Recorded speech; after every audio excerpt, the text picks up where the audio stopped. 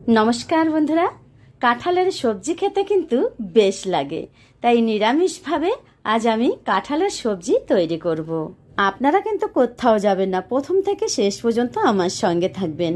আমি যেভাবে কাঁঠাল কাটলাম এইভাবে কাঁঠাল কাটলে হাতে কোনো আঠা লাগবে না, আর খুব জলদি কাটা হয়ে যাবে। কেটে সঙ্গে সঙ্গে জলে ফেলতে হবে। নুন আর হলুদ দিয়ে কাঁঠাল আলু ভালো করে সেদ্ধ করে নিচ্ছি। ভালোভাবে দেখুন সিদ্ধ হয়ে গেছে। ফোড়নে দিয়ে দিচ্ছি জিরে, তেজপাতা, শুকনো লঙ্কা, কয়েকটা গোটা গরম মশলা, কোচানো টমেটো দিয়ে আদা বাটা, জিরে বাটা, ধনে বাটা, লঙ্কা বাটা, পরিমাণ মতো নুন, হলুদ, একটু জল দিয়ে ভালো করে কষিয়ে নিয়ে সেদ্ধ করা এঁচড় আর আলুটা দিয়ে 5 থেকে 7 মিনিট আরও কষিয়ে নেব। নিয়ে উপর থেকে অল্প পরিমাণে একটু জল দিয়ে 10 মিনিটের মতো ঢাকা দিয়ে রান্না করে ঢাকা তুলে উপরে একটু চিনি, গরম মশলা আর ঘি দিয়ে পরিবেশন করে নেব।